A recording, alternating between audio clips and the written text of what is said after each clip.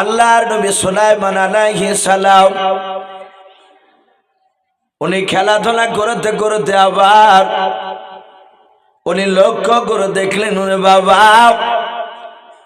ওই মেয়ে দুটো, যেই মেয়ে দুটো একটা সন্তানকে কোলে করে নিয়েও ঝগড়া করতে করতে দাউদ নবী আলাইহিস সালামের দরবারে বাপজি গিয়েছিল। ওই মেয়ে দুটো বাপজি দাউদ নবী আলাইহিস সালামের দরবার থেকে ফিরে যাওয়ার সময় সুলাইমান আলাইহিস সালাম তিনি দেখলেন একটা মেয়ে বাবা বাচ্চা কোলে করে নিয়ে হাসতে হাসতে দাউদ নবীর দরবার থেকে বাড়ি চলে যাচ্ছিল। সুলাইমান দেখলেন আর একটা মেয়ে কান্না করিতে করিতে নবী সুলাইমান আলাইহিস সালাম তিনি চলে যাচ্ছিলেন।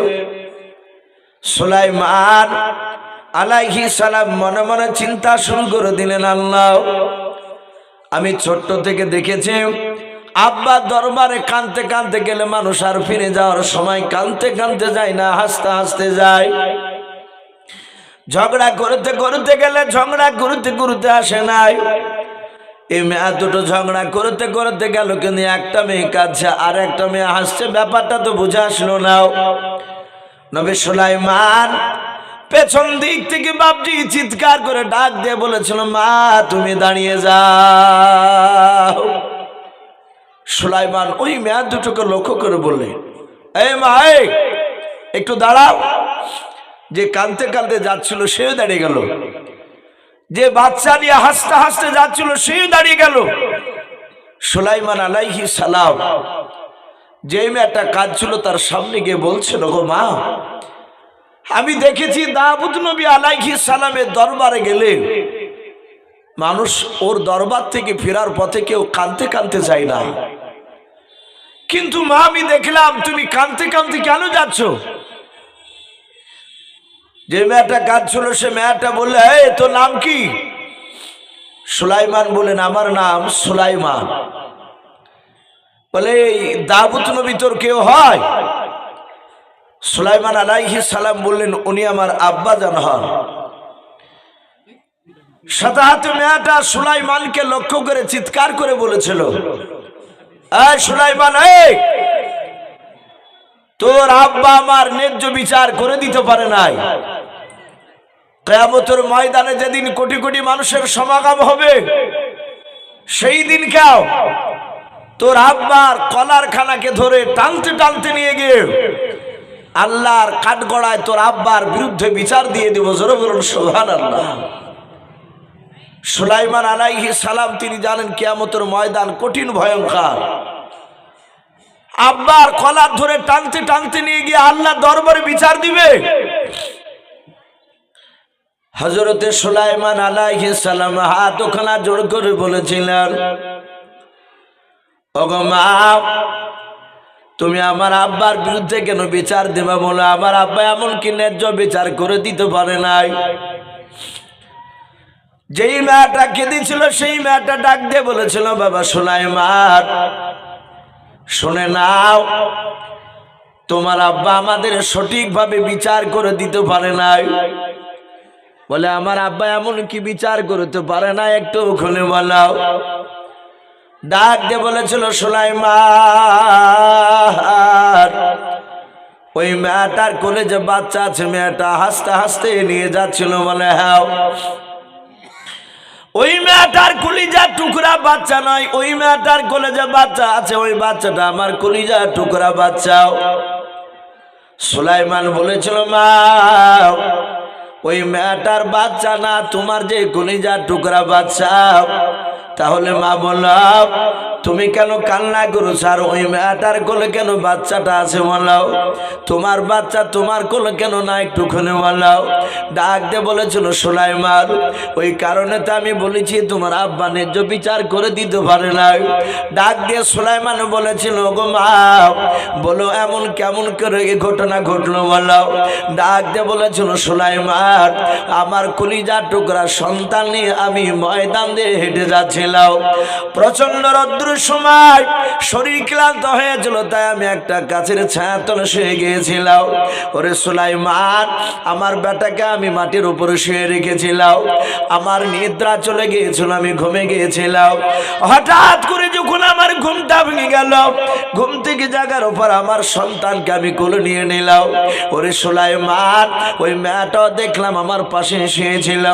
মেয়েটার ঘুমটা ভেঙে যাওয়ার পর আমার ছেলেরা হাত কানাকে চেপে ধরে বলেছিল, ওরে বোন, তুমি আমার সন্তানকে কেন ধরলাও? আমি বললাম, বোন, এই বাচ্চা তোমার নয়। কিন্তু মেয়েটা শুনে নাই রে বাবা। দুজনের মধ্যে আমার সন্তান নিয়ে ঝামেলা শুরু হয়ে গেল। আমি বললাম, বোন, এভাবে ঝামেলা করে ফয়সালা করা যাবে না। চলো, আমাদের দেশের নেতা, আমাদের দেশের সবচেয়ে বড় নবী পয়গম্বর হযরত দাউদ নবী আলাইহিস সালাম রয়েছে। উনি বাদশাহ, নবীর কাছে গেলে নিশ্চয় নবী আমাদের ফয়সালা করে দেবে, আমরা মেনে নেব।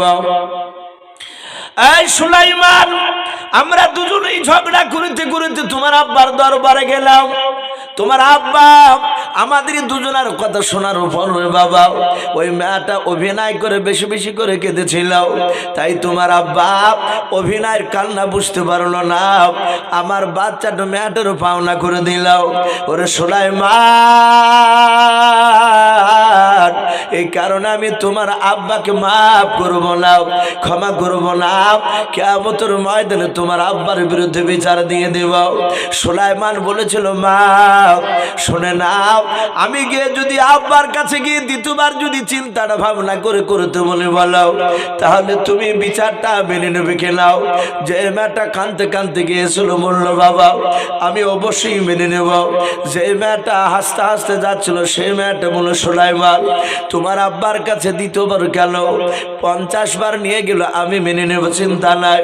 কারণ মেয়েটা বুঝেছিল সুলাইমানের আব্বার কাছে যতবার যাওয়া যাবে ততবারে বাচ্চাটা আমার পাওনা করে দেবে। নবীরে একবার যা জবান দিয়ে বের করে, সেটা 1000 বার বিচার করলে ওটাই করবে। অসুবিধা নাই বাবা, চলো, আমি যেতে রাজি আছি। হযরতে সুলাইমান আলাইহিস সালাম ওই মেয়ে দুটোর হাত দুখানা দূরে টেনে টেনে টেনে টেনে দাউদ নবী আলাইহিস সালামের দরবারে বাপজি নিয়ে যাচ্ছে। দাউদ নবী আলাইহিস সালাম উনি তাকে দেখলেন যে মেয়ে দুটোর আমি বিচার করে দিলাম, ওই মেয়ে দুটোর হাত দুখানা ধরে আমার সন্তান টেনে নিয়ে আসছে। হযরতে সুলাইমান মনে মনে চিন্তা করলেন, মাওলা, আমি গিয়ে যদি বলি আব্বা আপনি বিচারটা ভুল করেছেন, তাহলে আব্বার সম্মানের হানি হয়ে যাবে। না না, আমি আব্বাকে এই কথা বলবো না, এমন কায়দায় কথা বলবো যেন আব্বার সম্মান নষ্ট না হয়।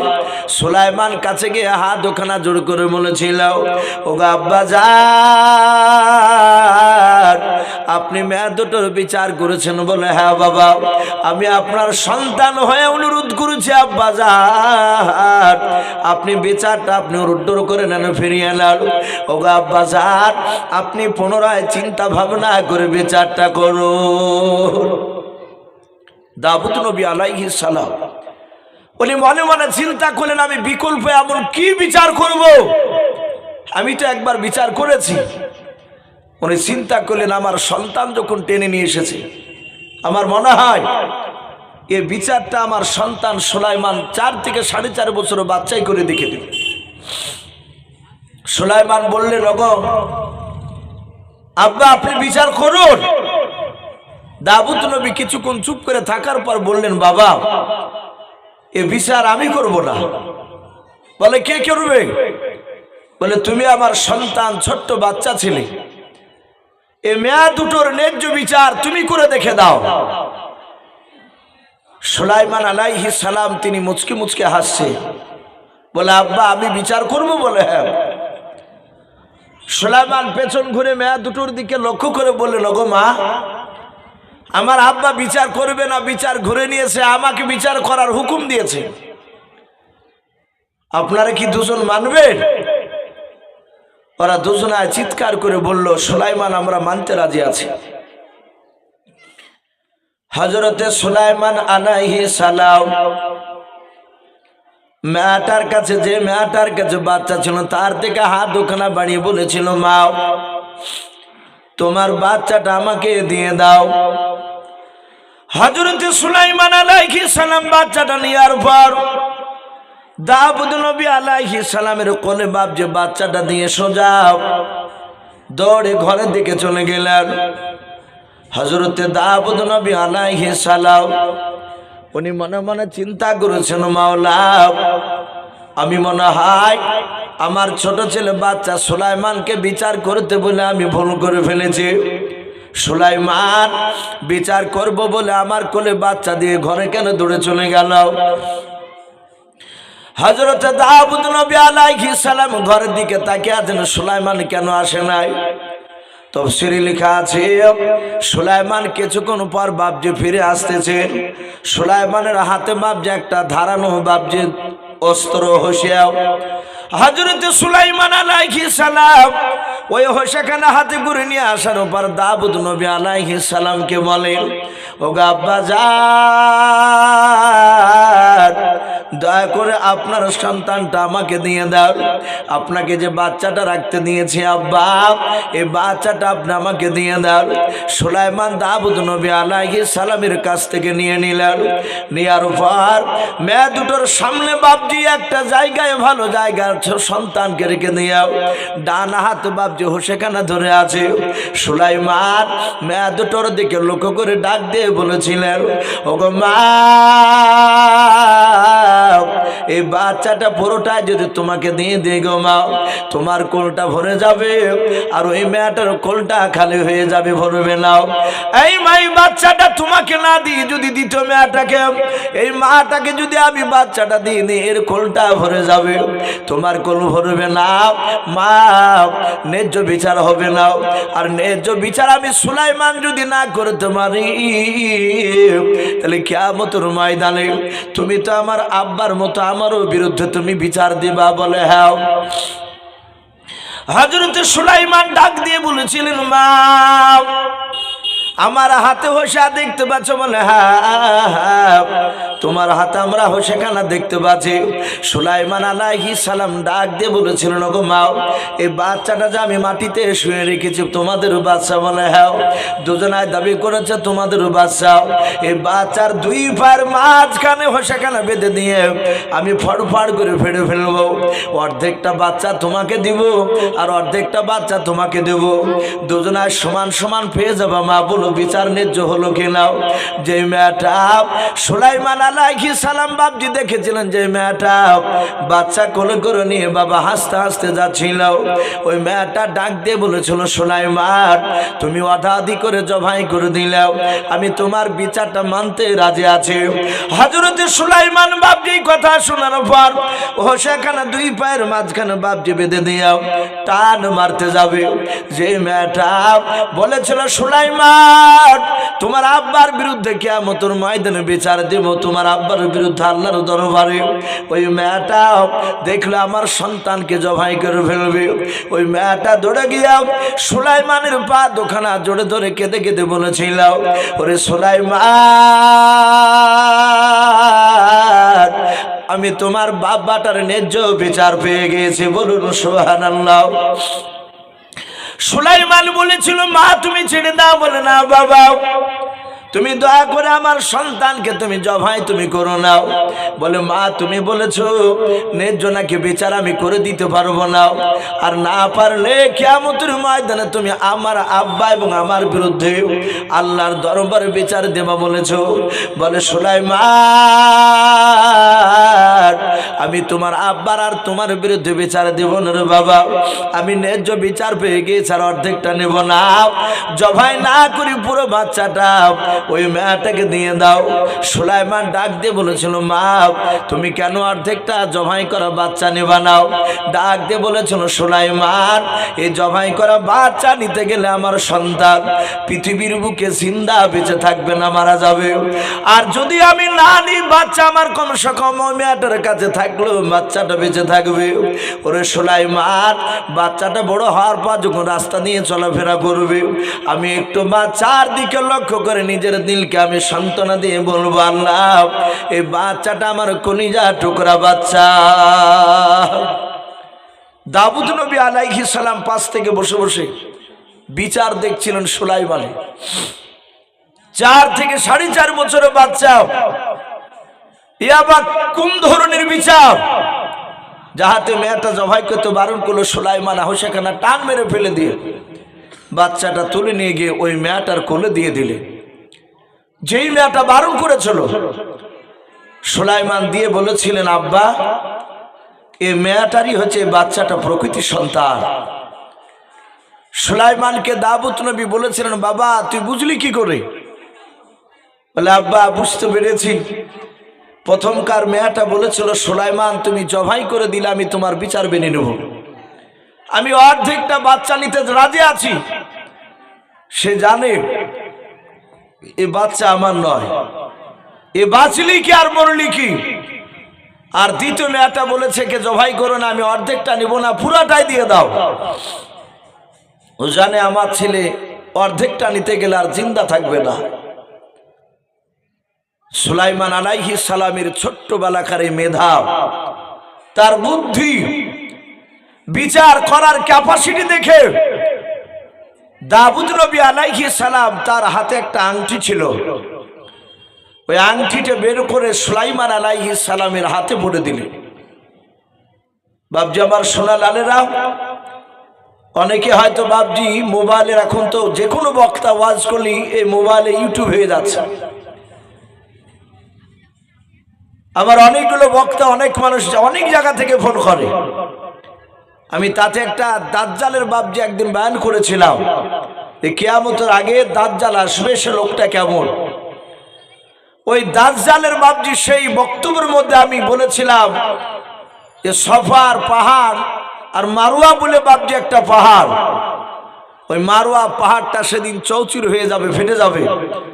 আর সেই পাহাড়ের ভিতর থেকে একটা জানোয়ার বেরিয়ে আসবে, ওই জানোয়ারটা নাম হবে দাব্বাতুল আরদ।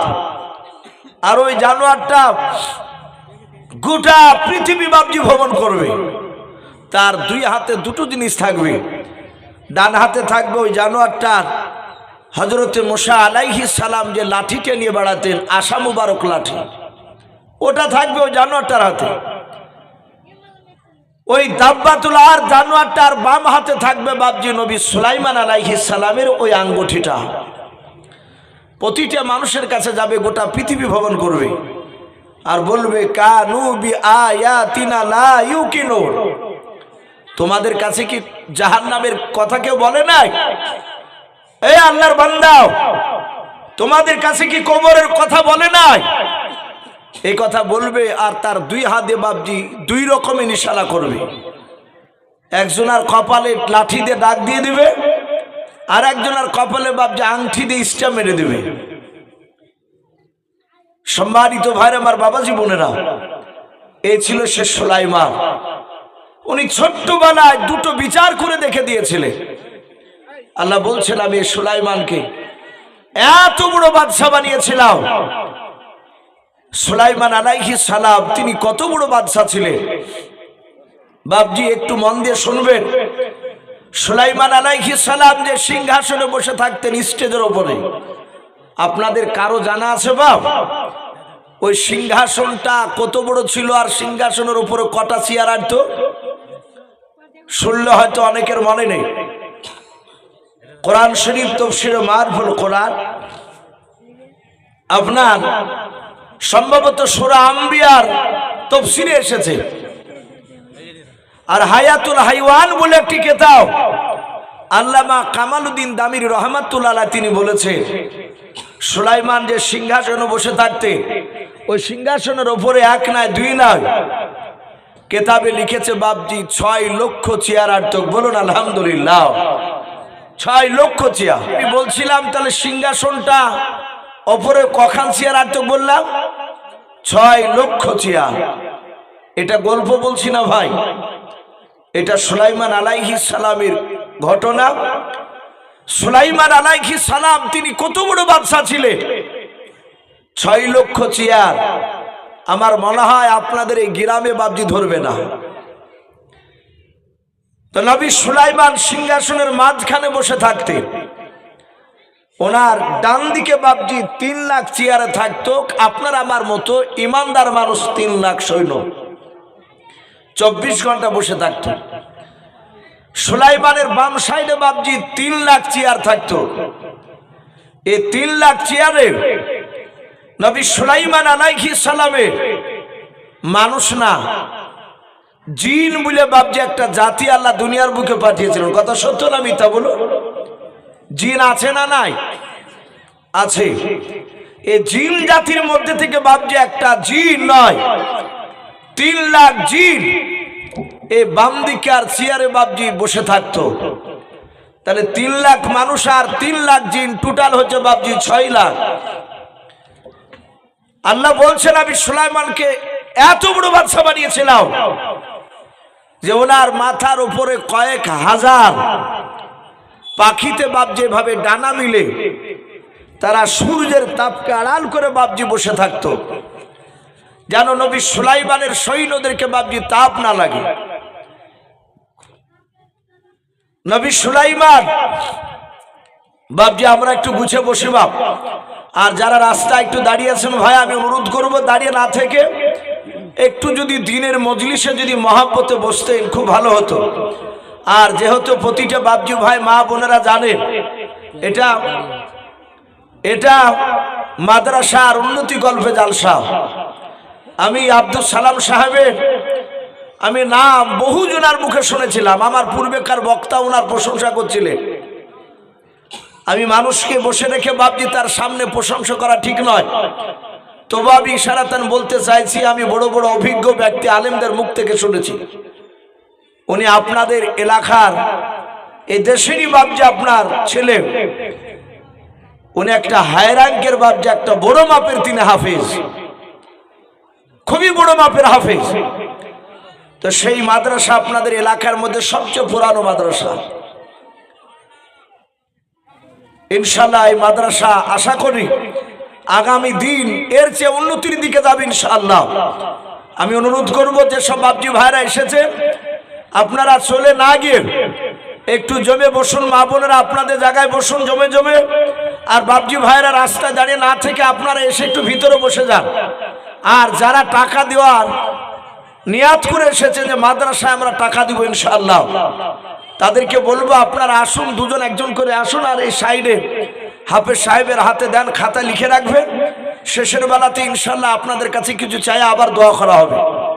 তো ভাই আমি বলছিলাম নবী সুলাইমান আলাইহিস সালাম তিনি এত বড় বিশাল সিংহাসনে বসে থাকতেন।